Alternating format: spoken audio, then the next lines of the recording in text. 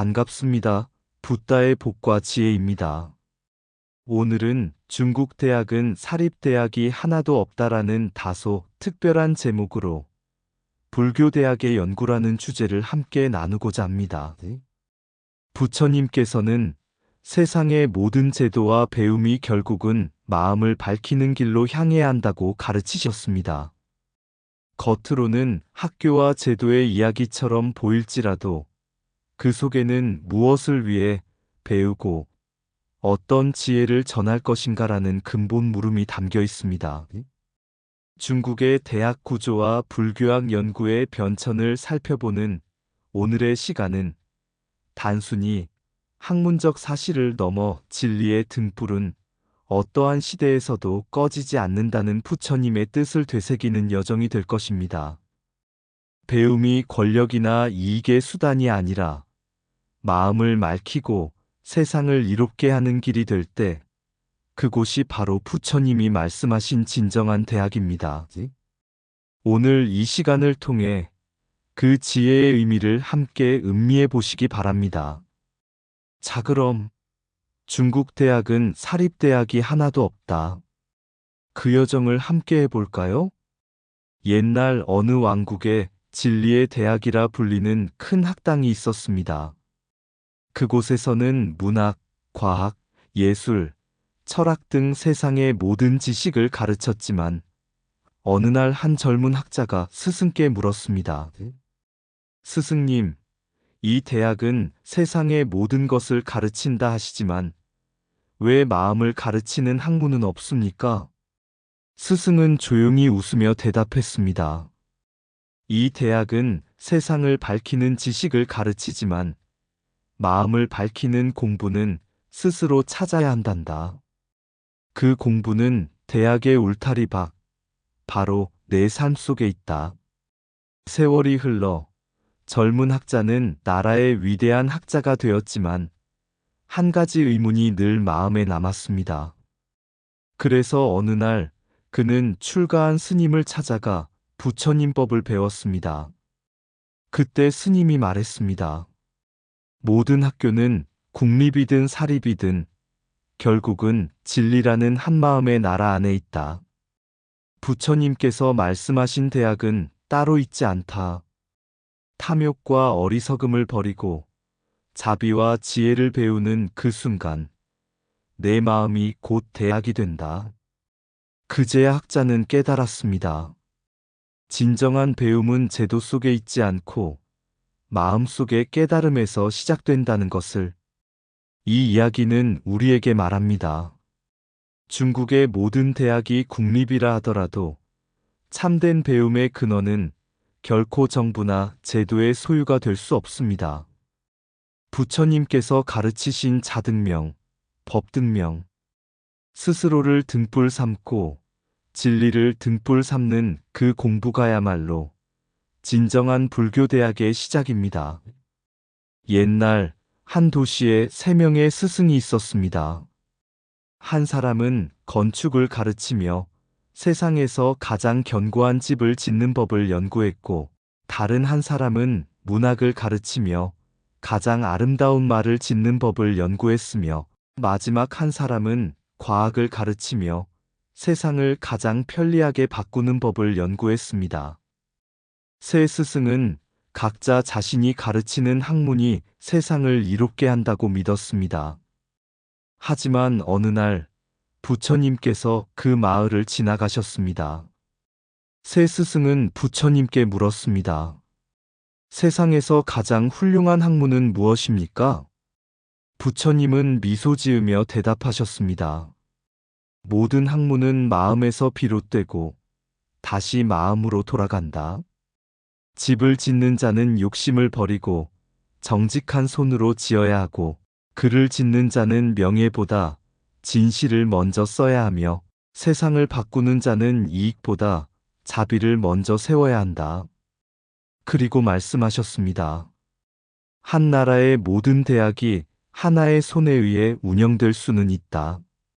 그러나 마음의 대학은 그 누구도 지배할 수 없다. 진정한 배움은 자유롭고 깨달음은 권력의 통제밖에 있다. 이 말에 세 스승은 깊은 깨달음을 얻었습니다. 그들은 각기 다른 학문을 가르쳤지만 그 뿌리는 모두 마음을 바르게 하는 공부에 있다는 사실을 깨달은 것입니다.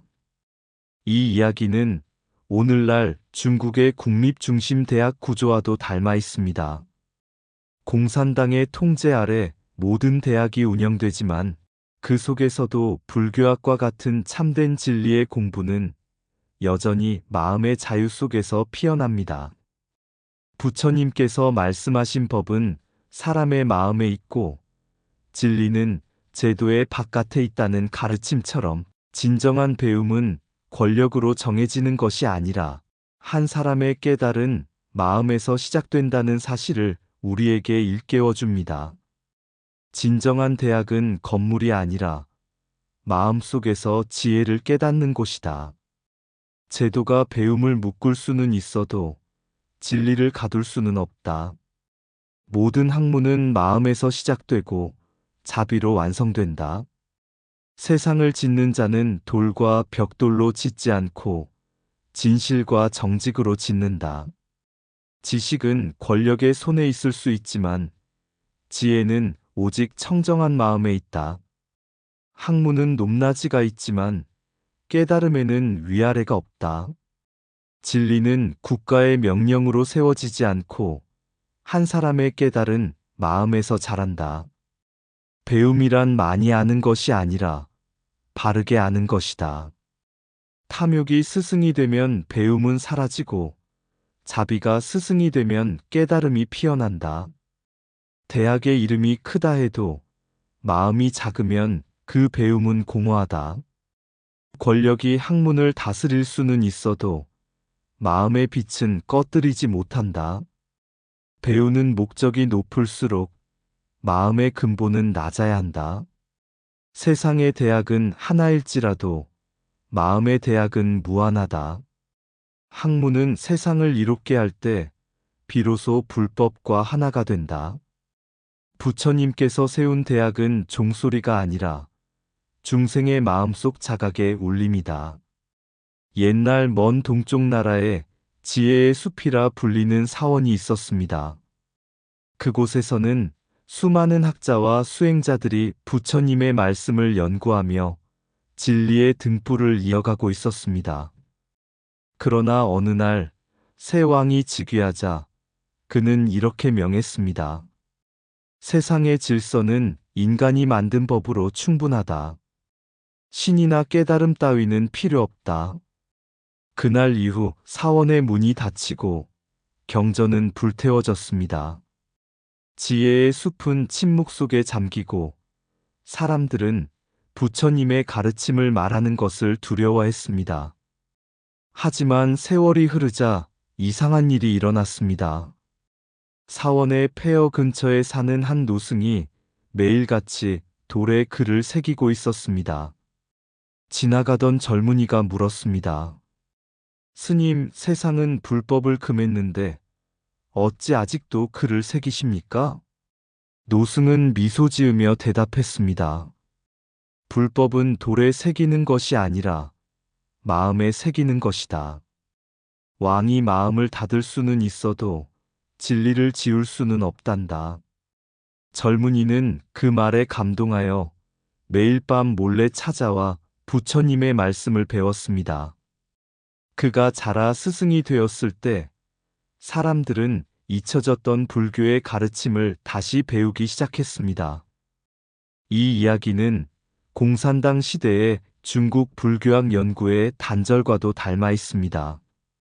정권의 통제와 반종교 정책 속에서 학문은 멈추었지만 부처님의 진리는 멈추지 않았습니다. 그 진리는 언제나 말없는 수행자의 마음 속에서 이어졌습니다. 부처님께서는 말씀하셨습니다. 바람이 불면 등불은 흔들릴지언정 꺼지지 않는다. 권력이 학문을 막을 수는 있어도 지혜의 불빛은 사람의 마음에서 꺼지지 않습니다. 그 마음 하나가 다시 세상을 밝히는 부처님의 대학이 되는 것입니다.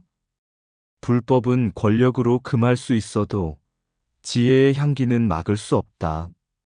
진리는 입으로 외는 것이 아니라 마음속에서 피어난다. 부처님의 말씀은 종이 위에 있지 않고 청정한 한 생각 속에 있다. 시대가 학문을 막아도 깨달음의 불은 스스로 타오른다. 경전이 불타도 진리는 사라지지 않는다. 바람이 등불을 흔들 수는 있어도 그 빛까지 끌 수는 없다. 학문은 잊힐 수 있으나 자비는 결코 잊히지 않는다. 부처님 법은 기록이 아니라 삶의 실천 속에 존재한다. 억압이 깊을수록 지혜는 더욱 은밀히 자란다. 마음의 등불 하나가 천권의 경전보다 귀하다. 세상의 법은 사람을 묶지만 진리의 법은 마음을 푼다. 진정한 수행자는 세상이 막을수록 더 조용히 진리를 새긴다. 외부의 통제는 배움을 멈추게 하지만 내면의 신심은 멈추지 않는다. 진리는 권력의 시대를 지나도 스스로 길을 낸다. 부처님의 대학은 문으로 들어가는 곳이 아니라 마음으로 열리는 곳이다. 긴 겨울이 지나고 얼어붙은 연못 위에 첫 햇살이 비치던 날, 한 젊은 학자가 북경대학 철학과의 강단에 섰습니다. 그는 오랜 침묵 끝에 이렇게 말했습니다. 한때 이 땅에서 불교를 말하는 것은 금기였습니다. 그러나 진리는 금으로 막을 수 없는 것이며 마음의 불빛은 꺼지지 않습니다. 그날 이후 몇몇 젊은 교수들이 조용히 모여 부처님의 말씀을 연구하기 시작했습니다.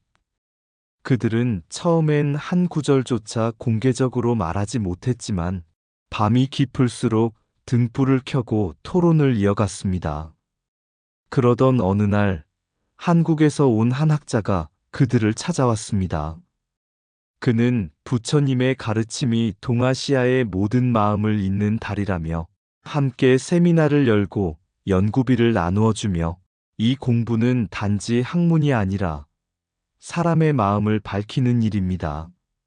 라고 말했습니다. 그때부터 북경대학의 불교학 연구는 다시 숨을 쉬기 시작했습니다. 몇몇 교수들이 모여 수행처럼 논문을 쓰고 젊은 제자들이 법의 향기를 배우기 시작했습니다. 권력의 벽 안에서도 진리의 싹은 틈을 찾아 자랐던 것입니다. 부처님께서는 말씀하셨습니다. 불씨는 바람 속에서도 꺼지지 않는다. 그 불은 누군가의 손에서 사라져도 또 다른 마음에서 다시 피어난다. 북경대학의 불교학이 바로 그 불씨였습니다. 한때 단절되었던 배움이 다시 이어지고 지식이 아닌 깨달음의 학문으로 자리 잡기 시작했습니다. 이 이야기는 우리에게 부처님의 참뜻을 전합니다. 진리의 등불은 결코 한 나라나 체제의 것이 아니며 언제 어디서나 그것을 잇는 마음이 있는 곳에 다시 피어난다는 것입니다. 꺼진 듯 보이는 불씨도 진리의 바람을 만나면 다시 타오른다. 지혜의 빛은 어둠을 두려워하지 않는다. 어둠은 오히려 그 빛을 드러낸다. 학문은 입으로 전해지지만 깨달음은 마음으로 이어진다. 권력은 한 시대를 지배하지만 진리는 모든 시대를 통과한다. 마음의 등불은 누가 켜주는 것이 아니라 스스로 일어나는 것이다. 단절된 길도 진리의 발걸음이 닿으면 다시 열린다. 불법은 언어가 아닌 마음의 공명으로 이어진다. 진정한 학문은 알을 쌓는 것이 아니라 무지를 비추는 일이다. 지혜는 힘으로 세우는 것이 아니라 인연으로 피어난다. 하나의 불씨가 1000개의 등불을 밝히듯 한마음의 깨달음이 세상을 밝힌다. 제도는 학문을 제한할 수 있지만 진리는 제도의 경계를 넘어선다.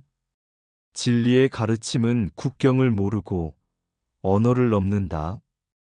부처님 법은 결코 사라지지 않는다. 다만 잠들어 있을 뿐이다. 깨달음은 권력의 명령이 아니라 마음의 자각으로 일어난다. 불교학의 부활은 과거의 재현이 아니라 미래를 밝히는 새 등불이다. 북경의 어느 겨울날 눈이 조용히 내리고 있었습니다.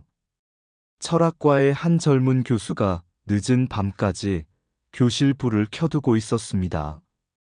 그는 낡은 불교 경전을 펼쳐놓고 조심스레 구절 하나를 따라 읽었습니다.